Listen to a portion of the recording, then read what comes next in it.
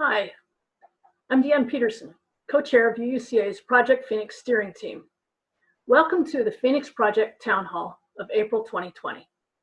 I hope that everyone is doing well, staying safe, washing their hands, and enjoying their stay-at-home time.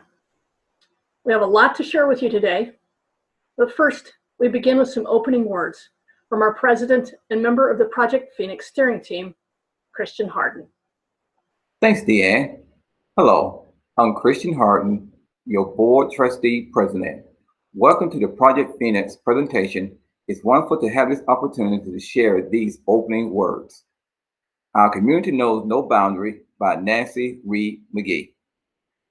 Our community knows no boundaries. We are not confined by physical limits or walls, or for that matter, or what often bind us, restrict us, hold us back. We are freer than we know when we release ourselves and each other from expectation of what is needed for true community. We are here together in space. I see you, I hear you, I love you, and I light this chalice, a beacon of this community. Hold us all together here and now. Thank you, Christian, for those wonderful words.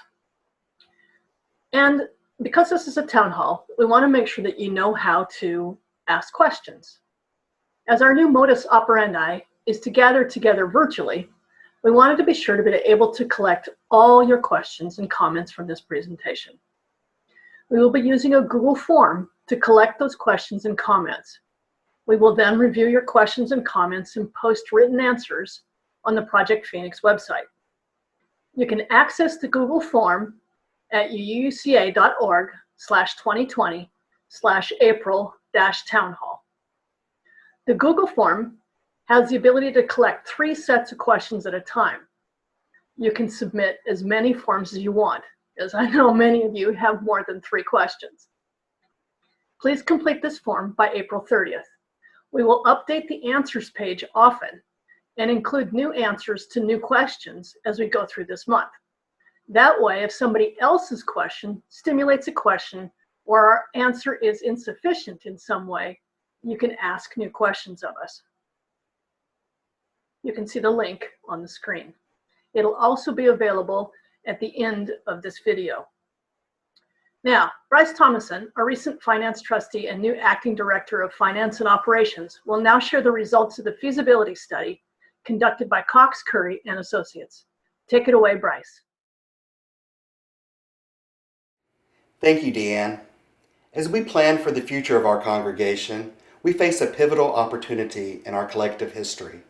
Project Phoenix leaders and over 50 Project Phoenix volunteers enlisted the feedback of the entire congregation and the guidance of industry experts to design a new home for UUCA that will more clearly meet our needs, proclaim our values, and welcome the outside in. And once renovations are complete, UUCA will no longer be hidden underneath the interstate, but will be prominently positioned on one of the most traveled roads in DeKalb County, with 33,000 cars passing by daily. The case study was designed by Coxe Curry and Associates to test the feasibility of a $6.5 million capital campaign that would showcase a design that honors our values as an inclusive and welcoming community, outdoor spaces that inspire and are integral to the spiritual practice at UUCA, a sanctuary that welcomes us home with excellent acoustics, lighting, and technology that enhances our worship, and a religious education building that embraces community and nurtures the lifelong development of the whole person, body, mind, heart, and spirit. A feasibility study does a lot more than tell us how much we can raise. It's a valuable diagnostic tool that provides an unbiased assessment of the strengths and weaknesses, perceptions, and awareness. It captures the input of key leaders through personal contact. It explores the obstacles to success and identifies critical issues. It captures key issues important to church members. It analyzes internal giving trends, and it identifies potential campaign volunteers. It evaluates the viability of a $6.5 million campaign and it makes recommendations on campaign strategy. From April through early December of last year, Coxe Curry and Associates worked with UUCA to develop the preliminary case, identify potential interviewees, and finalize the study materials. The process was thorough, thoughtful, and done with careful attention to our ARAMAC, our anti-racism, anti-oppression, multicultural commitment, and our 7 principles. Beginning in late December of 2019 and continuing through February of 2020, Coxe Curry and Associates conducted the first round of interviews with 44 individuals representing 27 pledge units. These interviews were conducted with congregants identified by a Feasibility Study Committee made up of UUCA leaders representing the Finance Committee, the Lay Ministry, past congregational presidents, and former Stewardship Committee chairs. The results of these interviews with key findings on perception and awareness, views on the church's leadership, views on the case of support, and a preliminary campaign goal assessment were presented in draft form to the Board of Trustees at the February board meeting. In early March, a final round of 8 interviews focused on giving alone was conducted among members who had been purposely excluded in the initial round. Select members of the Board of Trustees, the Feasibility Study Team, and the Project Phoenix Steering Committee were interviewed, which identified significant gifts from some of our most dedicated UUCA members. In this presentation, I'll share with you some of the key findings, the observations and recommendations drawn from the combined input of the first round of interviews with the study participants, as well as Coxe Curry's professional experience. Then I'll share with you the campaign goal that was identified after both rounds of interviews. Here are the results from the feasibility study. When asked about perception and awareness, interviewees praised UUCA for being a community of like-minded individuals with shared values. Spiritual exploration was highlighted by interviewees as a key strength. UUCA was commended for its variety and quality of program offerings. Many interviewees said the programs were a large reason for their personal membership. While most interviewees mentioned their love for UUCA and the culture of community within the congregation, many interviewees commented about growing negativity in various social media groups. Many interviewees expressed concerns about UUCA's aging demographics and sought a more concerted effort to attract and retain young families to help grow the future of the congregation. Nearly all of the interviewees agreed that UUCA lacks a strong culture of philanthropy. Many commented that while giving at a church may be a top priority, many UUs give to several causes. Several interviewees expressed concern over UUCA's current donor database and noted that pledge and donor records were inaccurate. Most interviewees agreed that the treehouse is not an ideal location for UUCA, and is preventing the congregation's growth. Some interviewees expressed strong concerns that UUCA fills the operating budget gap at the treehouse from the reserves of the Cliff Valley cell. When asked about leadership, the majority of interviewees think very highly of Reverend Strauss and are supportive of her spiritual leadership within the congregation. Some interviewees expressed concerns about Reverend Strauss's lack of experience leading a fundraising effort, and if Reverend Strauss was ready to balance her existing duties while also running a congregational-wide major capital campaign. Nearly every interviewee highlighted Don Milton as a key staff member at UUCA for his knowledge, passion, and dedication to UUCA's music program. Many interviewees were concerned about the stability and permanence of UUCA's current staff, questioning specifically the impact of UUCA's historical staff turnover on the congregation's projected growth and future stability. The vast majority of interviewees expressed trust and confidence in the board of directors to lead UUCA. There were a few interviewees who felt the board needs to be more diverse and inclusive in order to fully represent all of UUCA's members.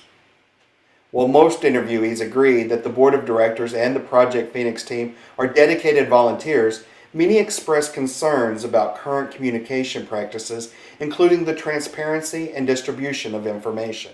Nearly all interviewees expressed concern about UU's democratic nature and the delays it causes to the decision-making process. Several interviewees noted the importance of UUCA's leadership creating a strategic plan to ensure and guide UUCA's growth. Many noted the current leadership's energy is focused on everyday tasks rather than strategic planning. And when asked about the case for support previously mailed to them, most interviewees agreed that the proposed campaign components outlined in the preliminary case for support are necessary to enable UUCA to grow. Many interviewees expressed concerns about remaining in a rented space at the Treehouse and depleting Cliff Valley reserves. Most interviewees ranked the sanctuary as a top priority and felt that increased visibility for the congregation needed to be addressed in the design plans. Other interviewees ranked the choir location, parking, kitchen, and accessibility as top priorities. Some interviewees felt that the Memorial Gardens location was important and expressed concerns regarding its final location in the design plans. When questioned about the campaign goal and key gifts, most interviewees agreed that the campaign size of $6.5 million, even with the $2 million already secured, does not feel attainable for UUCA. There was a common sentiment among interviewees that if $6.5 million cannot be raised within the congregation, UUCA leadership should prioritize key components that would allow for the immediate occupancy of the building and then move in as quickly as possible. All but 2 interviewees indicated interest in supporting the proposed campaign. Potential gifts from 30 interviews were identified in aggregates from $2,000 to $250,000, and the total gifts identified ranged between $1.2 and $1.5 million. 3 interviewees indicated likely support, but did not indicate an amount. Here are the recommendations. Coxe Curry and Associates spoke with 35 pledge units and identified support from 30 of those, representing 9% of UUCA's 333 annual stewardship donor units. The identified support also represents approximately 29% of UUCA's total 2020 stewardship campaign, which means that annual giving at UUCA isn't concentrated among a few top donors like at most other churches, but pleasingly it's spread across a wider range of our membership. Based on this information, it's the professional opinion of Coxe Curry and Associates that UUCA adopt a modified campaign goal in the range of $4.2 million to $4.5 million, which includes $2 million in reserve funding from the sale of the Cliff Valley property. In their final conclusions, Coxe Curry and Associates stated that the $4.2 to $4.5 million feasibility study results reveal a significant love for UUCA by its congregants and an undeniable interest in ensuring that UUCA secures a future home. A number of interviewees asked about the potential of a mortgage to complete the project. Coxe Curry and Associates does not recommend that UUCA pursue debt other than a possible construction bridge loan at this time. Instead, priority occupancy of the building and embarking on a campaign to further enhance the aesthetics once UUCA has lived in the building for a few years, that will allow the congregation to make informed and desired improvements to the building. Finally, Coxe Curry offers this recent addendum. The current COVID-19 global pandemic creates uncharted territory to actively pursue a capital campaign. Coxe Curry advises UUCA's leadership to wait until there is more clarity about the long-term economic and market impact of the outbreak. They recommend that UUCA wait a minimum of 3 to 4 months before launching the capital campaign. During this time, Coxe Curry recommends that UUCA's leadership use the months between now and the launch of the campaign as a stewardship opportunity. It will be important for UUCA's leadership to engage with congregants, directly reminding you of UUCA's continued commitment to the mission and to you, our congregation. This will allow the congregation to come together during the crisis and position UUCA for the campaign when the timing is appropriate. I'm recording this presentation on Saturday, April the 11th. As of today, we are happy to report that despite the precipitous stock market drop caused by the pandemic, UUCA lost only $63,000 in value at the market's lowest point. We've since recovered $30,000 of that and have a balance of $2,534,000. Our investment yield year to date is negative 1.33%. Our investment is outperforming the main market indices by a wide margin. An unbiased executive summary of the study from Coxe Curry and Associates is available on the UUCA website. You can download this and review it at your convenience. Thank you for your time today. The results of the study were made available to the Project Phoenix Steering Committee by Coxe Curry and Associates in mid-March, and they've been working quickly and enthusiastically on the next steps. I know Deanne is excited to share with you the very exciting information on the plans for our new home as well as our timeline. Deanne, it's all yours. Thanks, Bryce. You've been an absolutely integral part to this whole project. I really appreciate the friendship that we've been able to build as we've moved through this. This section of the report is all about the building. I will present slides that include a draft cost estimate that was built from the original design development work performed by our architects, Collins, Cooper, and Carusi, plus our construction management partner, Chode. A drawing and commentary about the sanctuary, a landscape concept plan from our Root Design Studios partner, and a tentative timeline to completion. First, the cost estimate. On this slide, you can see the draft estimate of the cost to complete this project. The total is about $4.575 million. This estimate, if you remember from our last presentation in December, is less than the option 3B estimate of $6.5 million, as we've removed some items that could be done in a phased process after we move in and we raise a bit more money. We're still working on all of those exact details of this project. We are doing the project this way as we need to be able to fit within the financial recommendations from Coxe Curry and also assure that we complete all of our must-haves. I know that several of you would like to see us just move in now. That's not possible, as the building as it is cannot accommodate us. The parking lot is way too small. It's only about 80 spaces. The bathrooms are not up to code. The sanctuary with its large raised altar area is too small for us, and there's essentially no insulation in both the buildings, and the air conditioning system in the education wing is officially from 1960. Very inefficient and not functional. Moving in without addressing a bunch of these issues is not possible for us. So let's take a look at the spreadsheet. I'm not going to read it in detail to you. You can do that, but I will talk about some big items. The first is demolition, parking lot, and concrete work. Those total up to about $700,000-ish, and that is essentially all that's required from DeKalb County to make the parking lot available for us. Second, as we look through this, you can see the interiors, restrooms, the HVAC. We're hoping to have a new modern updated VRF type of HVAC system, and we're still evaluating that to see it in detail. The electrical, yes, we are still evaluating as to all of the must-haves with that.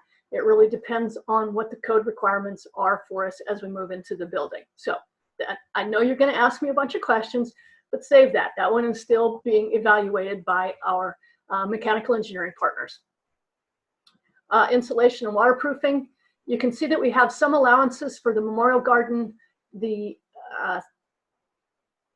landscaping, and the sign, and the kitchen. And those are very low allowances right now, and we're hoping that we can raise sufficient more money to be able to do those in a way that we want to, but they're officially not large must-haves at this time, and we think that we can phase those in as we evaluate the whole process. At the bottom, you will see contingencies, $550,000 for contingencies. These are built-in contingencies to make sure that we have sufficient cash on hand to be able to finish the process in case something comes up. And it includes inflation, it includes contractor contingencies, and it includes owner contingencies. If all goes well for us, we may not need that, but we're not going to be the kind that, assures that we need to make sure it's present for us. And then lastly, the soft costs at the bottom, that includes all of our civil engineering work, our mechanical engineers, electrical engineers, the architect, and all of those built into this estimate. And so the sum total is $4,575,000. The sanctuary. We are really excited about this. The full sanctuary design, built by Fiona Grandowski, our architect with Coxe Curry and Associates, has worked a little miracle for us.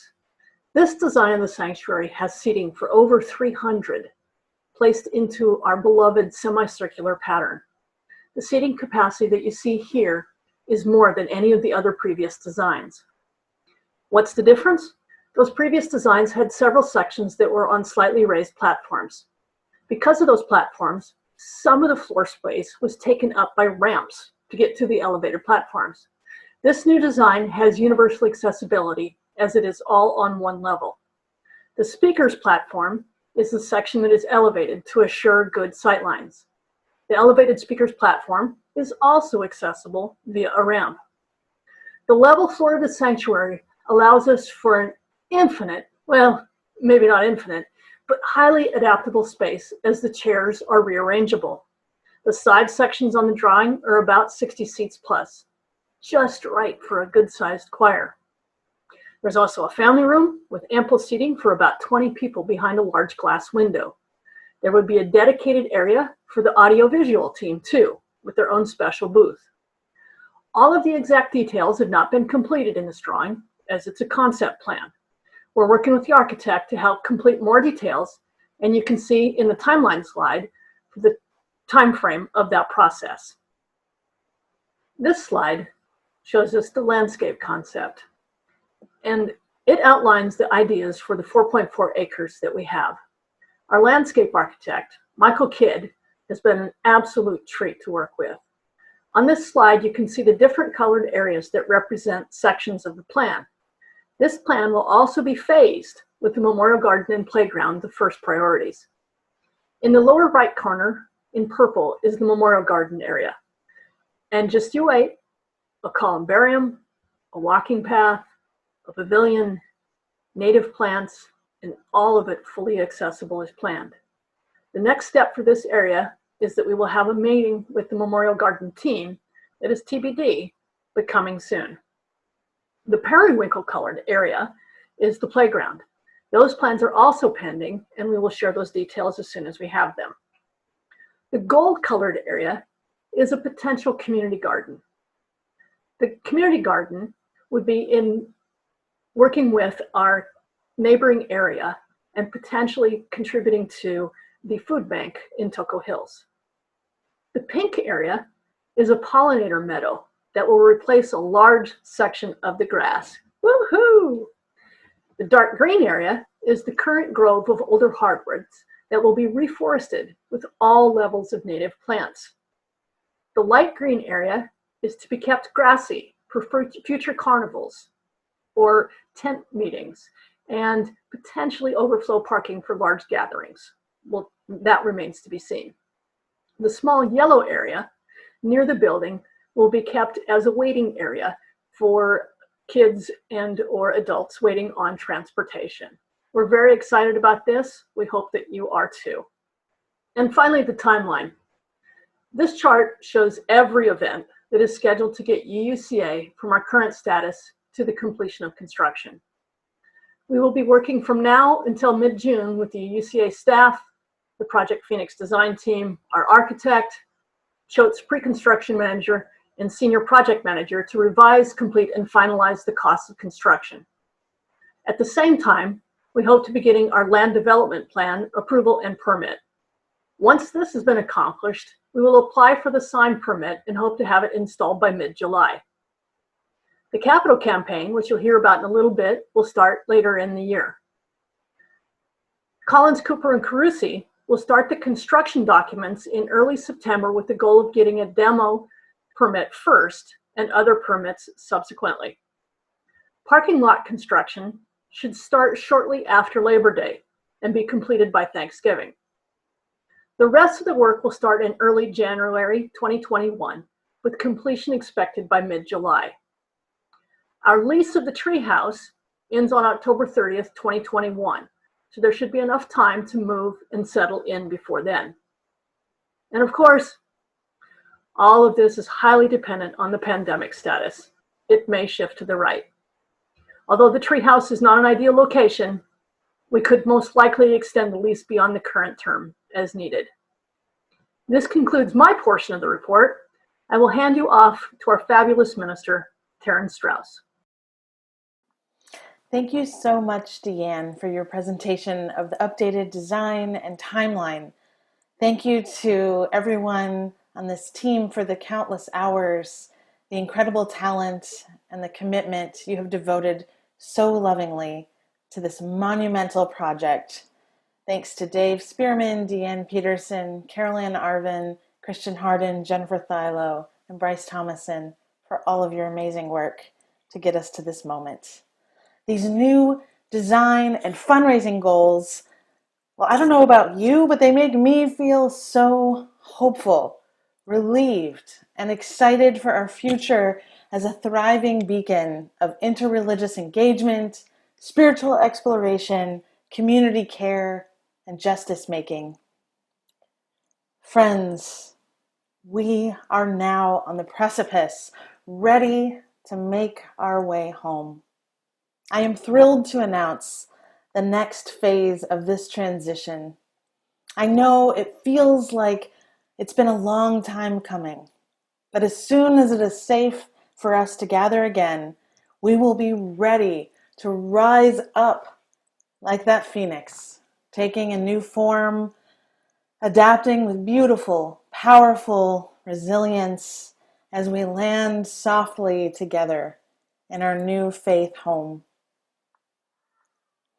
If we have learned anything at all from this time of quarantine during a global pandemic, it's that UUCA is so much more than a building. We have learned that this congregation will thrive no matter where we are. We have transformed our ministries with amazing speed, clarity of purpose, and with no loss of quality in our shared commitment to spiritual depth and artistic excellence. We have onboarded an exciting new staff team, responding to some of the concerns that were raised in the feasibility study back in December. We responded to those quickly by hiring a new director of finance and operations, Bryce Thomason, finally establishing the administrative leadership UUCA needs and has needed for a long time to launch an organized, inspiring capital campaign. I am so excited to fulfill our destiny as a flagship UU congregation, a refuge for spiritual seekers across Atlanta, and a beacon of love and justice throughout the Southeast. Our new campus will be a vibrant, culturally diverse community center for people who are ready to travel various pathways in their life. There will be a pathway for them towards deeper wisdom and interreligious engagement, a pathway towards leadership and personal empowerment, a pathway for justice and making a much larger impact on the socio-political landscape of the city of Atlanta. We will have space for contemplative practice and communing with nature. We will have play and learning spaces for children and youth, performance space to reinvigorate our arts and theater programming. We will have space where we can provide food to all who hunger. And of course, beautiful sanctuary space where we will gather to sing, to make art, and to honor the sacred. But before we get there, we will need to have a capital campaign to raise the money we need to fulfill our dreams. I am so excited to announce to you the co-chairs for UUCA's next capital campaign. They are deeply committed, rigorously thoughtful UUCA members who are data-driven, they are compassionate, they are spiritually grounded, and they already love working together. They are Ellen Beatty and John Guyton. Yay! It's a dream team. It's a dream team, y'all. I am so thrilled to work with these fabulous leaders. And now we can begin the work of rounding out our capital campaign leadership team, begin planning our campaign season. There will be dinners, there will be lunches, there will be t-shirts and UU bling, hors d'oeuvres, and most of all, there will be fun, joy, and so many innovative opportunities for us to come together to deepen our relationships and our connections with each other, to express love and joy together. And we will need everyone for this campaign. Everyone. Everyone. Our youth group, even children and their families, our former staff, the wider circle of those who love UUCA and who want us to thrive as a center of faith, justice, and community in Atlanta, Georgia. I am honored to help lead this final phase of our journey along with John and Ellen. Please stay tuned for more news to come as we build up our leadership team for the Capitol campaign and we plan for the final phase of our journey home. We are being lifted up by the dreams of our spiritual ancestors who could only imagine how much we will thrive. We are speaking now to future generations of Atlanta UUs who will honor our vision and our generosity today. I, for one, feel completely called to this congregation at this exact time. This is such an exciting and pivotal moment for us, for Atlanta, for Unitarian Universalism, and really for progressive religion. We are becoming the congregation we have been called to be. I can't wait to get there with you.